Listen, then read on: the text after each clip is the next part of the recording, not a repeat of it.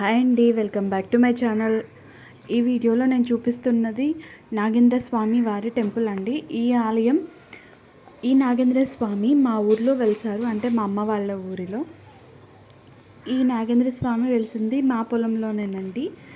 మా నాన్న ఈ నాగేంద్ర స్వామి వెలిసిన స్థలం వారికి స్వామివారికి ఇచ్చేశారు ఈ స్థలాన్ని మా నాన్న.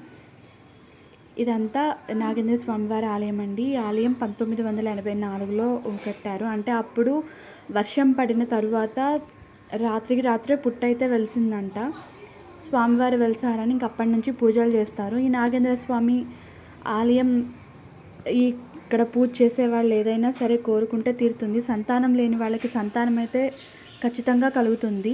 పెళ్లి కాని ఆడపిల్లలకు కూడా పెళ్లి జరుగుతుంది. నాగేంద్ర స్వామికి 5 వారాలు 11 వారాలు అని ఇలా పూజ చేస్తాం, పాలు పోస్తామని మొక్కుకొని పూజ చేస్తారు. వాళ్ళకైతే మంచి సంబంధం కుదురుతుంది అని నమ్మకం. నాగేంద్ర స్వామి ఆలయంలో అయితే ఇప్పుడు చూపిస్తున్న విగ్రహాలన్నీ చాలామంది ఇక్కడ పూజ చేసి మొక్కుని ఆ కోరిక తీరిన తర్వాత ఇక్కడ ఈ విగ్రహాలను అయితే ప్రతిష్ఠించారు. ఇలా నాగేంద్ర స్వామి విగ్రహాలను ప్రతిష్ఠిస్తామని కానీ, జంట విగ్రహాలని ప్రతిష్ఠిస్తామని కానీ మొక్కొని స్వామివారికి ఆ కోరికలు తీరిన తర్వాత వాళ్ళైతే ప్రతిష్ఠించారు. ఇదిగోండి, ఈ పేరు, ఇది మా నాన్న పేరు, చిన్నగోపాలరావు అని. స్థలాన్ని అయితే మా నాన్న స్వామివారికి ఇచ్చేశారు. ఫస్ట్ అయితే ఆలయం గోడలతో వరకు నిర్మించి చిన్న పాకలాగా ఉండేది. తరువాత వేరే వాళ్ళు కోరుకున్న కోరిక తీరింది అని చెప్పి ఆలయాన్ని అయితే మేము కట్టిస్తామని చెప్పి వాళ్ళు కట్టించారు. ఈ చుట్టూ చూపిస్తున్నది అయితే మా నాన్న వాళ్ళ పొలం అండి. ఇదంతా మా పొలమే. నాగేంద్ర స్వామి పూజ చేసే వారికి సంతానం ఖచ్చితంగా కలుగుతుంది.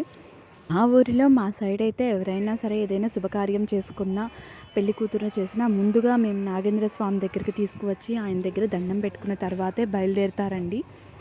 ఈ నాగేంద్ర స్వామి టెంపుల్లో ఇప్పుడు కనిపిస్తుంది రావి వేప చెట్టు 2 కలిసిన చూడండి.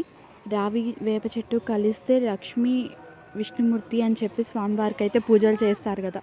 వివాహంలో దోషాలు ఉన్నవాళ్ళు, సంతాన దోషాలు ఉన్నవాళ్ళు రావి వేప చెట్టుకి పూజ చేయటం వల్ల, రావి వేప చెట్టుకి ప్రదక్షిణాలు చేయటం వల్ల, నాగేంద్ర స్వామి పూజ చేయటం వల్ల, సుబ్రహ్మణ్యేశ్వర స్వామి పూజ చేయటం వల్ల దోషాలు అయితే పోతాయండి. ఇక్కడ దోష పరిహార పూజలు కూడా జరుగుతాయి. ఇప్పుడు ఇక్కడ ఈ చూపిస్తున్న ప్రదేశంలో ఒక ఈత చెట్టు అయితే నాగేంద్ర స్వామి పడగ ఆకారంలో ఉండేదండి. అది 2017 తుఫాన్లో అది పడిపోయింది. ఆ చెట్టు అయితే అచ్చం నాగేంద్ర స్వామి పడగ ఆకారంలో అయితే ఉండేది. ఆలయంలో అయితే దోష పరిహార నివారణ పూజలు కూడా అయితే చేస్తారు. ఇదిగోండి, ఇక్కడ కనిపిస్తుంది అది మా ఇల్లు. మరో మంచి వీడియోతో మళ్ళీ మిమ్మల్ని కలుస్తాను. మీకు ఈ వీడియో నచ్చితే లైక్ చేయండి, షేర్ చేయండి, కమెంట్ చేయండి, సబ్స్క్రైబ్ చేయండి. Thank you.